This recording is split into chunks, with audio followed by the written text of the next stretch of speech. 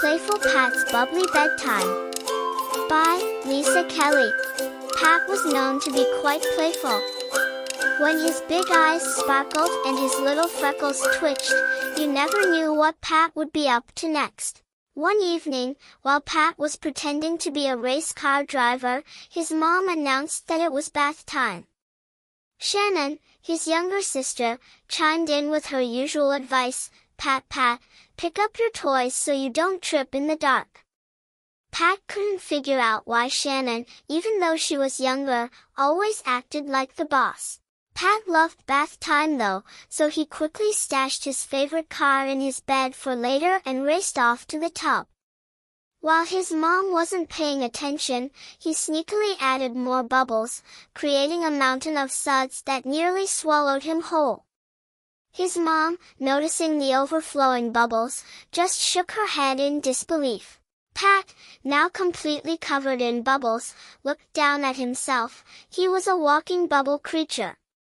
Instead of drying off right away, he bolted from the bathroom and zoomed around the house, leaving a trail of bubbles in his wake.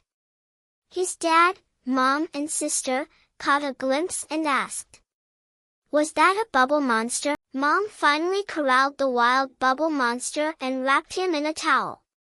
"Pat, you're like a whirlwind. Maybe you've got the zoomies, just like Lucky." Shannon said, Pat, you got the floor all wet." Mom handed Pat a towel and told him to dry it up after he dressed. Once everything was cleaned up and dry, the family gathered on the couch with warm milk and a few good books. They read a story about a boy sent to his room without supper, and Pat thought how lucky he was that he always got his dinner.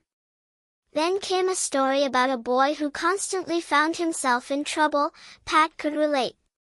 Sometimes, like tonight, he didn't mean to be bad, it just happened. After stories and milk, it was time for brushing teeth and bed. Pat didn't make a mess this time, and his mom noticed. She tucked him in tight and whispered, "Good night, Pat, I love you," with a kiss on his forehead. Dad peeked in and added his signature goodnight. "Sleep tight, don't let the bedbugs bite." Before his mom left, she asked, "Would you like to say your goodnight prayer, Pat?" Pat nodded and folded his little hands.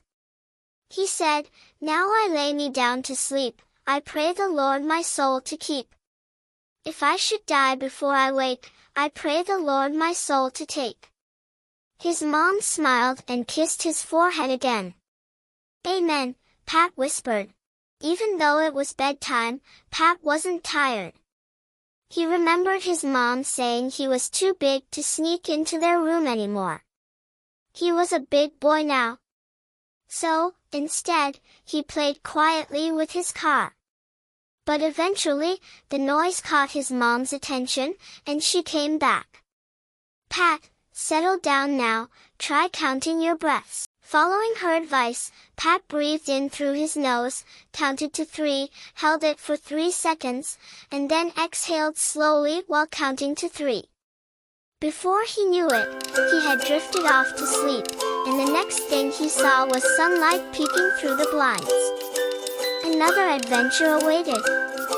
The end. Hit that subscribe button, leave your comments below, and let us know where you think Pat should go next. The world is waiting, and the adventure begins now.